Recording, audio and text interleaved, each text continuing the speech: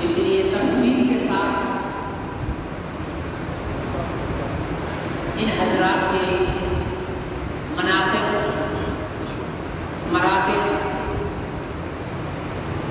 اور ان کی سیرت پر جمعہ کے بیان میں روشنی ڈالنا بہت ہی مشکل ہے۔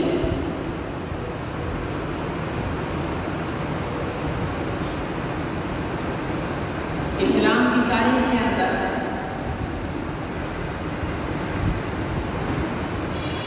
محرم الحرام میں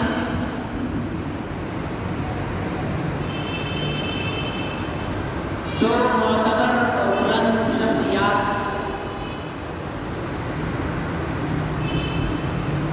حضرت سیدنا عمر بن خطاب اور حضرت سیدنا حسین بن علی بن ابی طالب رضی اللہ تعالی عنہ، ان کی شہادتیں ہوئی۔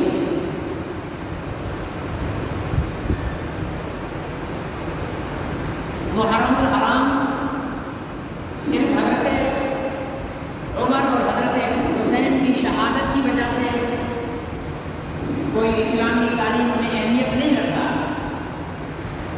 بلکہ محرم الحرام کا مہینہ انسانی تاریخ میں اہمیت رکھتا ہے۔ محرم الحرام کے مہینے میں حضرت آدم علیہ السلام کو توبہ قبول، محرم الحرام کے مہینے میں حضرت نوح علیہ السلام کو نجات ملی۔ اسی طرح بہت بڑے بڑے انسانی تاریخ کے واقعات محرم الحرام میں، بلکہ 10 محرم الحرام میں ہوئے۔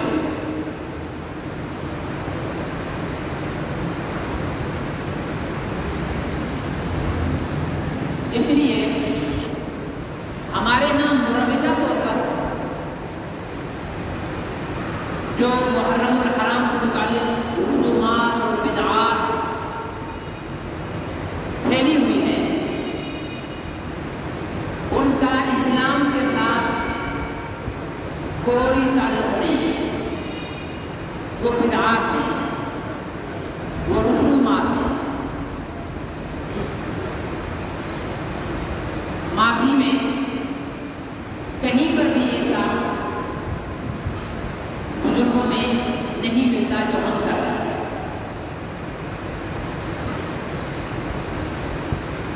اہل سنت کو اپنی جگہ، حضرات اہل تشیع کے ہاں بھی ان کے بزرگوں کی کتابوں کے اندر بھی وہ چیزیں نہیں ملتی جو آج کل ہو رہی ہیں ان کے یہاں۔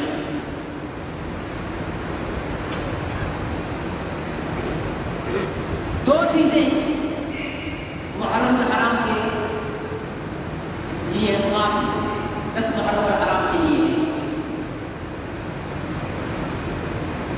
جو مصنون ہے۔ ایک تو 10 محرم الحرام کا روزہ، ایک روزہ اضافی ملا کر 9-10 کر لو یا 10-11 کر لو، اور دوسرا یہ کہ 10 محرم الحرام یوم عاشور کو اپنے گھر کے اندر رزق و وسعت کو اپنی فیملی میں اچھا کھانا فراوانی کے ساتھ میسر کرو۔ احادیث کی روشنی میں اللہ تعالیٰ اس شخص کے گھر پورا سال رزق میں کشادگی رکھتے ہیں جو 10 محرم الحرام کو رزق کے اندر کشادگی اور وافر مقدار میں گھر والوں کے لیے دے، باہر والوں کے لیے نہیں، گھر کے لیے۔ ہم تو پتا کر باہر والوں کو بیٹھتے ہیں نا، گھر کے لیے اپنے گھر والوں کو اچھا کھلاؤ، کشادگی کے ساتھ کھلاؤ۔ ایک پلیٹ بریانی کی کھلاتے ہو تو 2 آج 3-4 کھلا دو، اور بھی چیزیں ان کے ساتھ لوازمات لا کر اتنا اچھا کھلاؤ کہ پورا سال اتنا اچھا نہ کھلایا. تو اللہ اس کی برکت سے سارا سال اس گھرانے کے اندر رزق میں خوشحالی عطا فرماتا ہے. بس یہ دو چیزیں.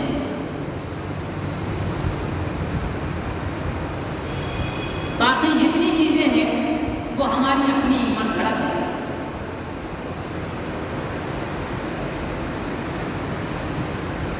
اہل سنت کے ہاں تو ماتم کا تصور بھی نہیں. ہمارے ہاں ماتم نہیں.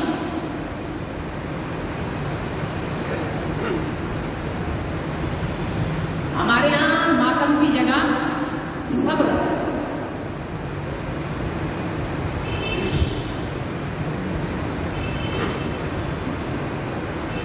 اور خوشی میں شکر. اسلام میں نہ ماتم ہے اور نہ جشن ہے. یہ جو جشن آزادی مناتے ہیں نا، یہ جشن اسلام میں نہیں ہے.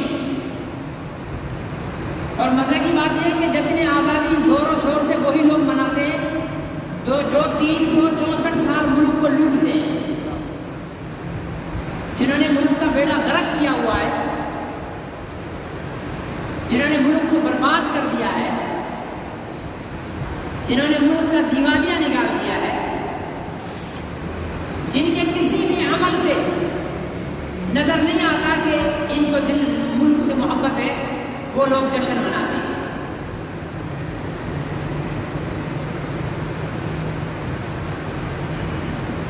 ٹھیک ہے بھائی، آزادی ملی اللہ کا احسان ہے. کس کا احسان ہے؟ اصل احسان اللہ کا ہے. وہ ایک ترانہ بھی ہے نا، کہ قائد تیرا احسان تیرا احسان. قائد کا کیا احسان ہے؟ قائد کیا حیثیت رکھتا ہے اگر اللہ نے تو کیا دے؟ صحیح ہے غلط ہے؟ قائد اعظم ہو یا علامہ اقبال ہو یا لیاقت علی خان ہو یا کوئی مولوی ہو یا کوئی بھی ہو، اللہ تعالیٰ نہ چاہتے تو پاکستان معرض وجود میں آتا ہی نہیں. تو احسان کس کا؟ اللہ کا. تو احسان کا بدلہ کیا ہوتا ہے؟ شکر. کوئی بھی آپ پر احسان کرے تو کیا کہیں گے؟ آپ شکریہ یہ بولیں گے، یا ڈیک لگا دیں گے اور ناچنے گانے لگ جائیں گے. ارے بھائی کیوں ناچ رہے یار، آپ نے یہ ہمارے لیے کام کیا ہے. سب بولیں گے پاگل ہو گئے، میں نے اس کے لیے بڑھائی کی اور یہ اتنا کام تھا. تو اللہ نے احسان کیا ہے تو اللہ کا شکر ادا کرو. اور اللہ کا شکر اللہ کی مرضی کے مطابق ہوگا. یہ نہیں کہ ہم ایک ملی نغمہ بنا لیں کہ اللہ تیرا احسان ہے تیرا احسان ہے تیرا احسان ہے، اور ٹھمکے لگا لگا کر ناچنے لگ جائیں.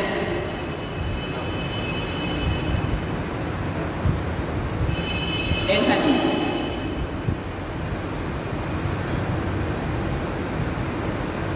ہمارے یہاں تو ماشاءاللہ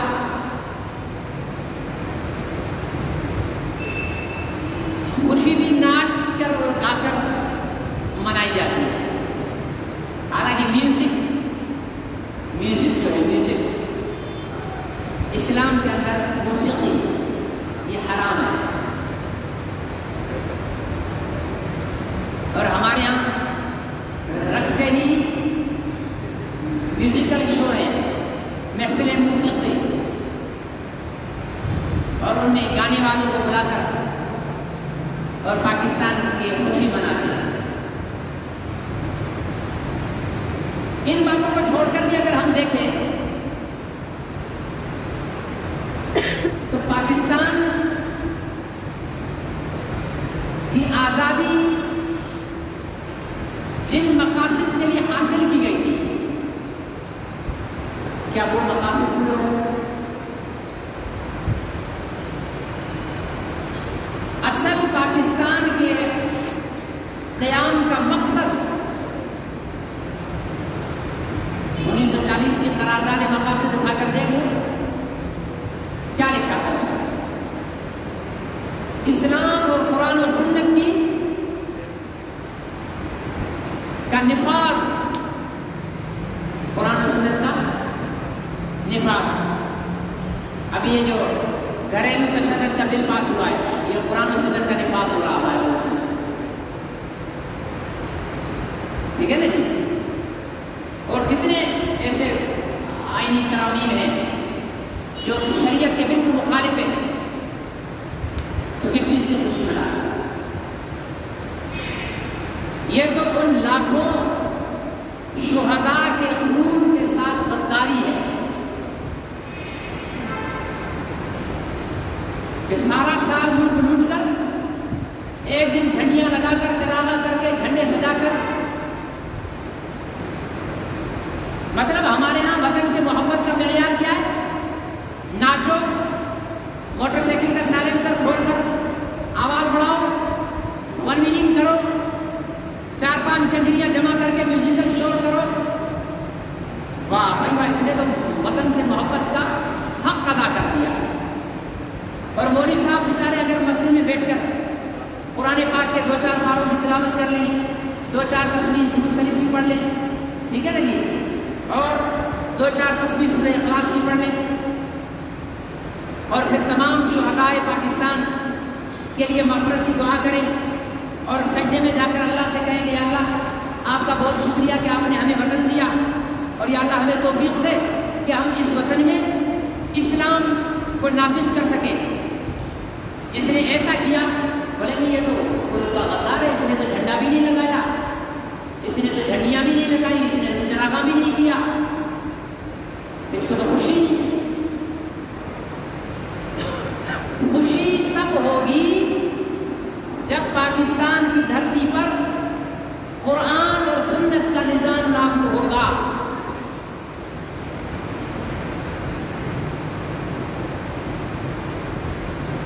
ایک آدمی نے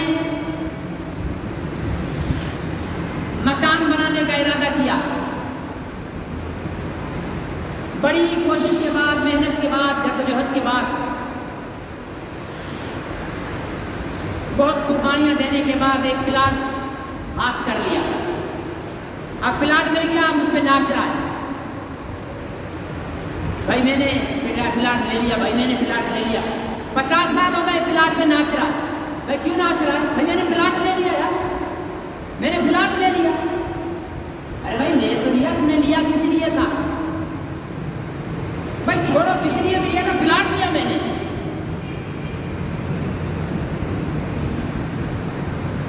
مکان نہیں بنایا ابھی تک، ناچ رہا ہے.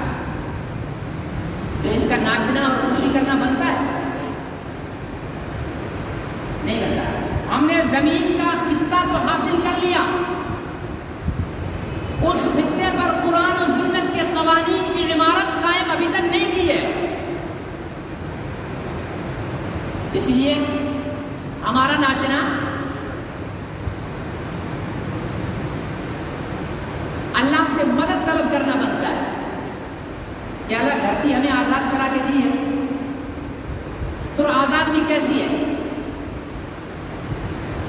حکم تو ہمارے ہاں امریکہ کا چلتا ہے یا نہیں؟ آج تک پالیسیاں ہمارے ملک میں امریکہ کی لاگو ہو رہے ہیں. ہم آزاد کا ہیں، بس اعلان میں آزاد ہیں، باقی تو ہم جنم سے غلام چلے آ رہے ہیں، قرض میں ڈوبے ہوئے. ہمارا ایک شہری قرض میں. ہماری معاشی پالیسیاں اپنی نہیں ہیں، ہمارے سیاسی منشور اپنا نہیں ہے، اور جن لوگوں کا اپنا ہے ان لوگوں کو آنے نہیں دیا جاتا. 70 سال ہو گئے، 74 سال، 75 سال، 75واں شروع ہو گیا، ٹھیک ہے نا. ان 70-75 سالوں میں کبھی بھی ہم نے دین نافذ کرنے کی اہلیت رکھنے والے لوگوں کے حوالے ملک کیا ہی نہیں ہے. دین نافذ کرے گا کون؟ جس نے میڈیکل میں MBBS کیا ہوا ہوگا، جس نے انجینئرنگ کی ڈگری لی ہوئی ہوگی، جس نے لا پاس کر رکھا ہوگا. جس نے سیاست کی تعلیم حاصل کر رکھی ہوگی، دین وہ نافذ کریں گے جنہوں نے دین پڑھا ہوگا، جنہوں نے دین پڑھا ہوگا، اور دین پڑھا ہے علماء کرام نے، اور ہم نے علماء کرام کو کبھی کرسی کے قریب، کرسی کے قریب کیا، میرے جیسا پاگل اگر دو باتیں ووٹ کی کر لے تو پیچھے نماز پڑھنے والے کہتے ہیں دیکھو مولوی صاحب نے تو ساری تقریر سیاست پر کی ہے، میرے پیغمبر کی ساری زندگی سیاست میں گزری ہے، تو مولوی صاحب کی 2 منٹ کی تقریر کو رو رہا ہے۔ دنیا کے سب سے بڑے سیاستدان ہیں ہی محمد رسول اللہ صلی اللہ علیہ وسلم، ان کی سیاست کا اندازہ تو لگاؤ کہ مکہ سے مدینہ ہجرت کر کے گئے اور سیاسی طور پر اتنے مضبوط ہوئے کہ 8 سال کے اندر اندر واپس اسی مکے کو فتح بھی کر دیا، اس مکے کو اپنے حکومت کا حصہ بنا دیا۔ تو دنیا کے سب سے بڑے سیاستدان حضرت محمد رسول اللہ صلی اللہ علیہ وسلم، اور نبی پاک صلی اللہ علیہ وسلم نے فرمایا ہے کہ العلماء ورثۃ الانبیاء، علماء نبیوں کے وارث ہیں۔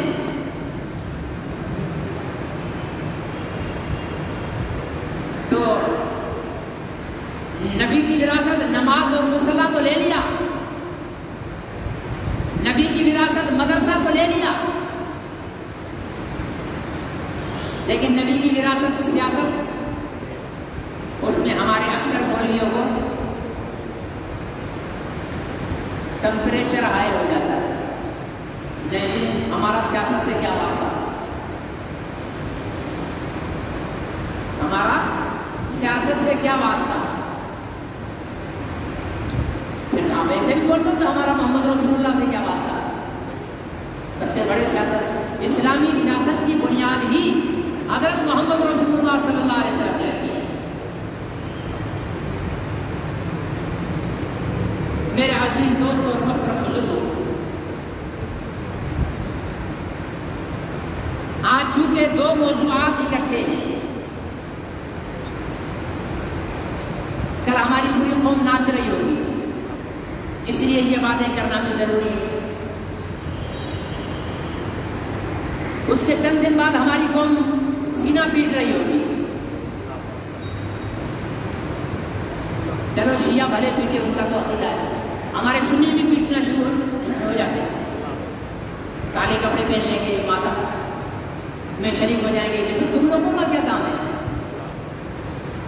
تم سنی ہو۔ ماتم کیا جاتا ہے جب انسان ہار جائے، ایک جنگ ہو اور ہار جائے، ماتم کیا جاتا ہے جب انسان ناکام ہو جائے،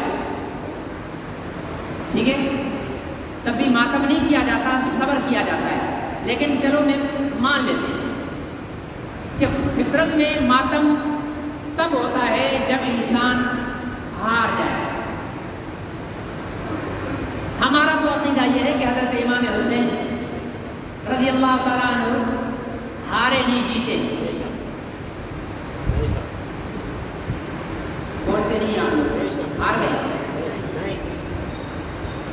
جیتے۔ ہمارا ایمان یہ ہے کہ ہارا یزید ہے، ہار یزید کی ہوئی ہے، اس لیے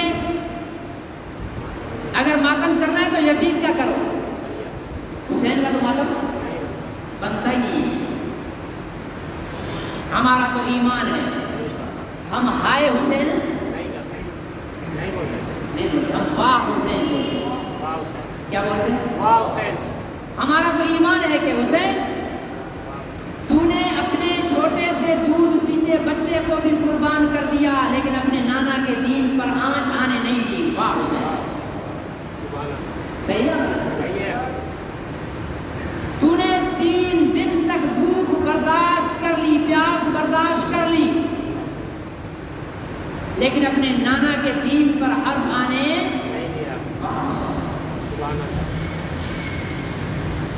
تو نے سجدے میں اپنا سر تن سے جدا کروایا، آخری لمحات میں بھی نماز نہیں چھوڑی۔ ہائے تو ہم تب بولے نا جب حسین ہارے ہوں، ہے یہ کیا ہو گیا، ہار گئے، مر گئے۔ حسین مر گئے؟ جن کا ایمان زندہ کا ہے وہ بولے حسین مر گئے؟ حسین زندہ ہے، حسین زندہ ہے۔ ماتم تو مرنے والے پر ہوتا ہے، یہ تو علامہ اقبال نے بھی شعر میں کہہ دیا ہے، ماتم تو مرنے والے۔ جن کے ہاں زندوں پر ماتم ہوتا ہے بے شک کریں، ہمیں اپنے شیعہ بھائیوں پر کوئی اعتراض نہیں ہے، آپ لوگوں کا عقیدہ ہے، آپ بے شک کریں، ہم نہیں کرتے۔ میں اپنی بات کر رہا ہوں، اہل سنت کی بات کر رہا ہوں، کیونکہ ہمارے نظر میں حسین زندہ ہے، اور زندہ کا ماتم آپ بولے مولوی صاحب کیسے زندہ ہے؟ دلیل دو۔ تو 3 جمعوں سے جو میں آیت خطبے میں پڑھ رہا ہوں وہ اس کی دلیل ہے۔ وَلَا تَحْسَبَنَّ الَّذِينَ قُتِلُوا فِي سَبِيلِ اللَّهِ أَمْوَاتًا، جو اللہ کے راستے میں قتل کیے گئے ہیں ان کو بولنا کہ یہ مر گئے ہیں، مردہ ہیں، بولنا تو دور کی بات ہے، سوچنا بھی نہیں کہ وہ مردہ ہے۔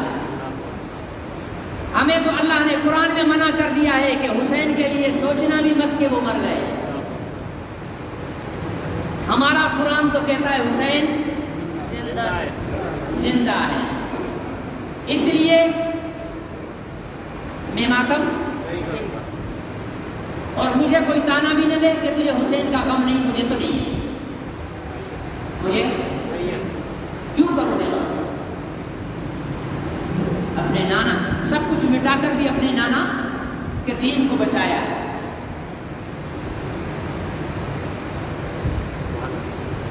اور پھر دوسری بات یہ ہے کہ ہم لوگ اس میں لگے رہتے ہیں کہ حضرت حسین کی شہادت بیان کریں، کربلا کا واقعہ بیان کریں، حضرت فاروق اعظم کی شہادت بیان کریں، حضرت عثمان غنی کی شہادت بیان کریں۔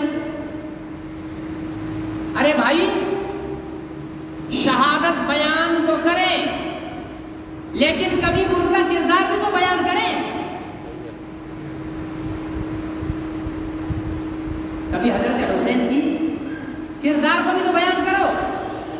کیا بس صرف حضرت حسین 10 محرم الحرام کو تھے؟ اس سے پہلے تھے ہی نہیں حضرت حسین؟ پیدا ہوئے تھے یا نہیں؟ اپنی اماں کی گود میں تھے، اپنے ابا کی گود میں تھے، اپنے نانا کی گود میں تھے۔ ہم یہ بھی تو بتائیں کہ تمام جہانوں کا سردار منبر پہ کھڑا خطبہ دے رہا ہے، سبحان اللہ نہیں ہے؟ کیسے لگتے ہیں؟ تمام جہانوں کا سردار منبر پہ کھڑا خطبہ دے رہا ہے، چھوٹا سا بچہ لال رنگ کی قمیص پہنی ہوئی ہے، ابھی چلا نہیں جا رہا، اسے صحیح، اسے چلا نہیں جا رہا۔ دو جہاں کے سردار خطبہ آدھا چھوڑ کر ساری جماعت کو چیر کر مسجد نبوی کے دروازے پر پہنچے، اس چھوٹے سے منڈے کو اٹھایا، اپنے سینے سے لگایا، پھر اس کو چوما، پھر اس کو اپنے منبر پر بٹھایا، پھر کھڑے ہو گئے۔ جانتے ہو یہ لال قمیص میں چھوٹا سا چاند کا ٹکڑا کون تھا؟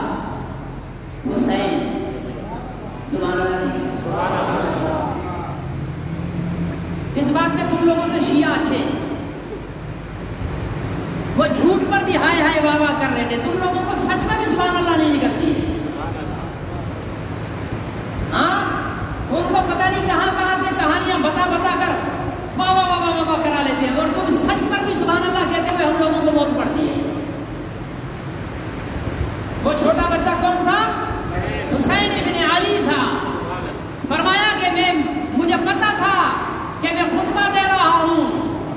لیکن اس کو گرتے پڑتے دیکھا تو مجھ سے برداشت نہیں ہو سکا، اس لیے میں مجبور ہو کر خطبہ چھوڑ کر اس کو اپنے ساتھ لایا۔ سبحان اللہ، سبحان اللہ۔ حضرت امام حسن اور حسین کا مقام دیکھنا ہے تو دیکھو، آپ کو تاریخ کے آئینے میں میں دکھاتا ہوں۔ دو جہاں کا سردار نماز پڑھ رہا مسجد نبوی میں، دو چھوٹے چھوٹے سے بچے وہ اپنے نانا کے ساتھ کھیل رہے ہیں، اپنے نانا کے ساتھ کھیل رہے ہیں۔ کھیل کیا رہے ہیں؟ ایک دوسرے کو پکڑ رہے ہیں۔ پکڑ کیسے رہے؟ نانا سجدے میں ہے تو ایک اوپر جاتا ہے، دوسرا یہاں سے اس کو پکڑتا ہے تو وہ اوپر والا گھوم کر نانا کے نیچے سے ہو کر پھر وہ ادھر آ جاتا ہے۔ ایسے نانا کے اوپر نیچے چکر لگا رہے ہیں۔ کھیل کیسے رہے؟ نانا سجدے میں گئے، اوپر بیٹھ گئے، بیٹھے ہوئے، بلکہ ایک روایت میں آتا ہے کہ صحابہ اکرام نے ان کو ہٹانے کی کوشش کی تو پیغمبر علیہ السلام نے ہاتھ کا اشارہ کر کے منع کر دیا۔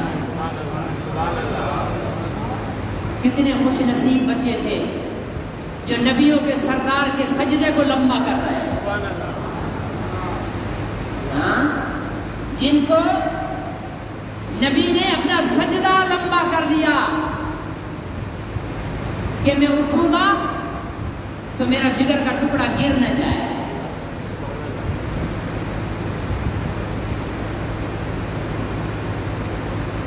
پیغمبر صلی اللہ علیہ وسلم یوں اپنی ایک زبان جو ہے نا، زبان، جب حضرت امام حسین اور امام حسن دونوں میں 11 مہینے اور کچھ دن کا فرق ہے، حضرت امام حسن کے 11 مہینے اور چند دن بعد حضرت امام حسین کی ولادت ہوئی ہے۔ جب روتے تھے تو آپ اپنی زبان نکال کر یوں کر کے ان کو منہ میں چسا دیتے تھے۔ کبھی کر کے دیکھا ہے؟ تو مول صاحب ہم تو بچوں سے پیار ہی نہیں کرتے، پر میں نے تو یہ سنت ادا کی ہوئی ہے۔ اللہ نے نواسے بھی دیے ہیں، پوتے بھی دیے ہیں، اپنی اولاد بھی ہے، میں نے تو ہر ایک پہ یہ سنت اس نیت سے کہ میرے نبی کی سنت ہے۔ زبان چساتے تھے اپنی، وہ زبان چوستے چوستے چوستے پیغمبر کی زبان، حق بولنے والی زبان، ہاں سچ بولنے والی زبان، حضور علیہ السلام کبھی ان کو اٹھاتے اور یوں سونگتے تھے، یا رسول اللہ یہ کیا کر رہے ہیں؟ کہا یہ دونوں میرے پھول ہیں۔ یہ کیا ہیں؟ پھول ہیں، اس لیے اپنے پھولوں کو سونگ رہا، اپنے پھولوں کو سونگ رہا۔ حضور علیہ السلام کے بہت، اور کہتے ہی ایسے تھے، ان کو کہتے تھے یہ دونوں میرے بیٹے ہیں۔ کیا کہتے تھے؟ بیٹے۔ کبھی آئے بی بی فاطمہ الزہرا کے گھر، نہیں پایا تو فرماتے تھے کہ میرے بیٹے کہاں ہیں؟ یہ نہیں کہتے تھے حسن و حسین کہاں ہیں، کہتے میرے بیٹے کہاں ہیں؟ ابا جان وہ بھی باہر نکل گئے کھیلنے کے لیے۔ حضرت عمر کی خلافت کا زمانہ تھا،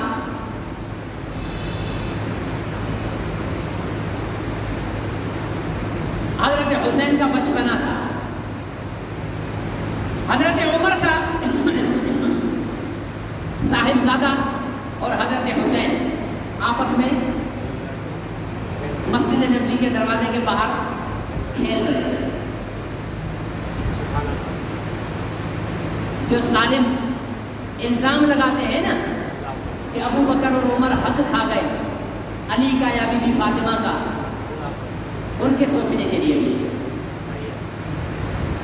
حضرت عمر کھڑے ہوئے، خطبہ دیا تو حضرت حسین نے حضرت عمر کے بیٹے سے کہا یہ سامنے جو خطبہ دے رہا ہے نا یہ ہمارا غلام ہے۔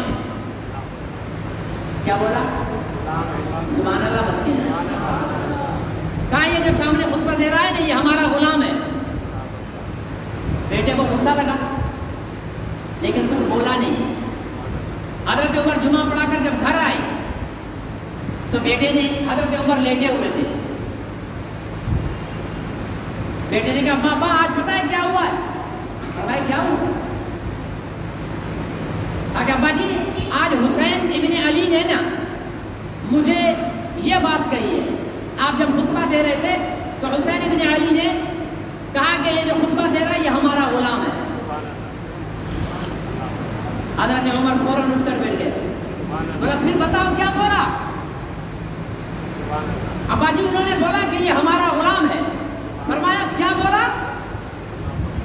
کہنے لگے کہ ابا جی اس نے بولا کہ یہ ہمارا غلام ہے. حضرت عمر نے کہا جلدی جاؤ, ابھی کے ابھی جاؤ اور حسین سے کہو یہ لکھ کر دے دو کہ میں عمر حسین کا غلام ہوں.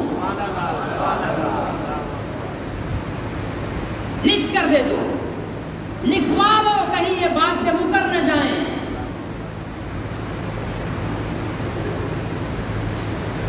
حق کھانے والے ایسا کرتے ہیں, ایسا نہیں کرتے حق کھانے والے. یہ حضرت حسین ہیں, جنت کے جوانوں کے سردار ہیں. جنت کے جوانوں کے سردار ہیں. بندے کو ویسے ہی جنت مل جائے تو بادشاہی ہے, اس دنیا سے تو بڑی بادشاہی ہوگی.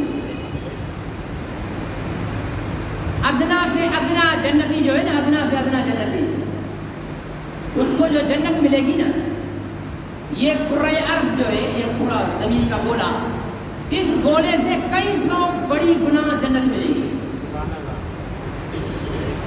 ہم تو یہ چھوٹی چھوٹی حکومتوں پہ مر رہے ہیں نا کہ پاکستان کی حکومت اس کو ملے, اس کو ملے. ساری زندگی سیاستدانوں کو حکومت کے لیے مرتے دیکھا ہے. اعمال اچھے ہوں, ایمان پر خاتمہ ہو, اس سے بڑی حکومت ملے گی. لیکن اندازہ لگاؤ تو جو ان سارے جنتی جوانوں کا سردار ہوگا اس کا جنت میں کیا مقام ہوگا.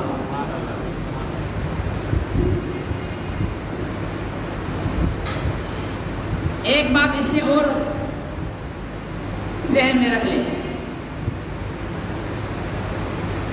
کہ اپنے بچوں کو مسجد میں لایا کرو. مسجد میں ہم بچپن میں لے کر نہیں آتے, جب بڑے ہو جاتے ہیں منتیں کر کر کے بھی مسجد میں نہیں لا سکتے. بس اتنا چھوٹا بھی نہ لے کر آؤ کہ پیشاب پخانہ کر دے. اتنا شعور ہو اس میں کہ وہ مسجد کی حرمت کو سمجھے کہ یہاں پیشاب پخانہ نہیں کرنا. لے کے آؤ, اس کے شور سے پریشان نہ ہو. اور صحابہ اکرام کی اولادیں بچپن میں مسجد میں آتی تھی. تبھی تو احادیث میں ہے کہ حضور علیہ السلام بعض اوقات پیچھے سے بچوں کے رونے کی وجہ سے نماز کو مختصر کر لیتے تھے. نماز کو مختصر کر لیتے تھے. اس کا مطلب بچے آتے ہیں اور آنے چاہیے. بچپن میں لاؤ گے تو بڑے ہو کر ابھی آئیں گے, لیکن بچپن میں نہیں لے کے آؤ گے تو بڑے ہو کر مسجد میں نہیں آئیں گے. تو میرے عزیز دوست اور محترم بزرگوں, عرض میں یہ کر رہا تھا کہ صرف شہادت کو بیان کر دیں اور ان کے نقش قدم پر نہ چلیں.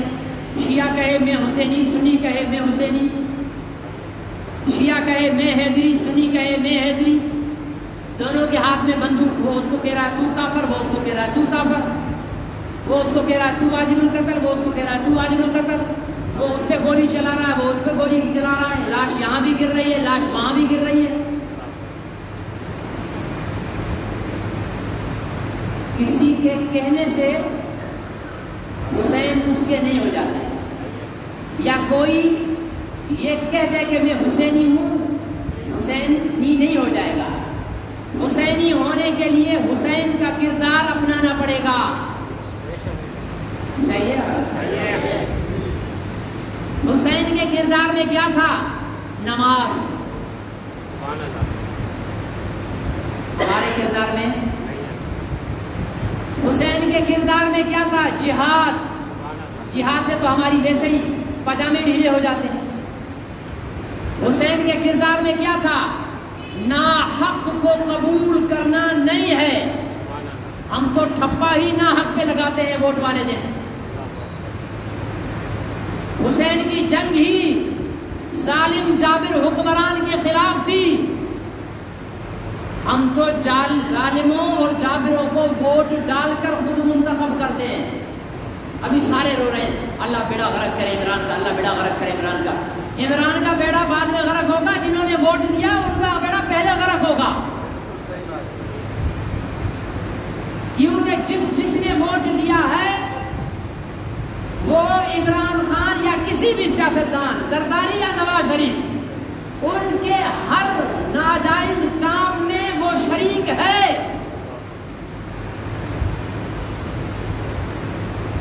ان کے ہر حرام عمل میں اس کا ووٹر شریک ہے. یہ ووٹ کی پرچی ایسے نہیں ہے کہ تم نے کسی کو بتایا نہیں ہے, ٹھپا لگا دیا ہے. اللہ کو تو پتا ہے, اللہ نے تو دیکھا ہے.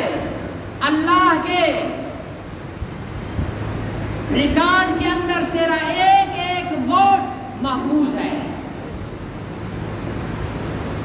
جب میدان حشر سجے گا, رب کی عدالت سجے گی, تب ووٹر بھی کھڑے ہوں گے اور جو ووٹ سے جیت کر آئے ہیں وہ بھی کھڑے ہوں گے. اگر اچھا کام کیا ہے تو جیتنے والے کے ساتھ ووٹر کو بھی ثواب ملے گا. اگر برا کام کیا ہے تو جیتنے والے کے ساتھ ووٹر کو بھی عذاب ملے گا. ایویں بتایا وہ ہم حسینی ہم حسینی ہم حسینی. یزید داڑھی منڈا نہیں تھا. یزید سر پہ امامہ پہنتا تھا. یزید کے چہرے پہ سنت کے مطابق داڑھی تھی. یزید 5 وقت کا نمازی تھا. یزید قرآن پاک کا قاری تھا. لیکن حسین نے داڑھی کے باوجود, پٹکے کے باوجود, نمازی ہونے کے باوجود یزید کو ووٹ کیوں؟ کہ وہ شرابی تھا, وہ ظالم تھا. ہم تو بے نمازیوں کو بھی ٹھپا لگا دیتے ہیں, داڑھی منڈوں کو بھی ٹھپا لگا دیتے ہیں. پھر کیسے حسینی ہیں ہم؟ بند کرو یہ منافقت کہ ہم حسینی ہیں یا حیدری ہیں یا فاروقی ہیں یا صدیقی ہیں یا عثمانی ہیں. صدیقی, فاروقی, عثمانی, حیدری اور حسینی بننے کے لیے ان تمام جلیل القدر صحابہ اکرام کے نقش قدم پر چلنا ضروری ہے.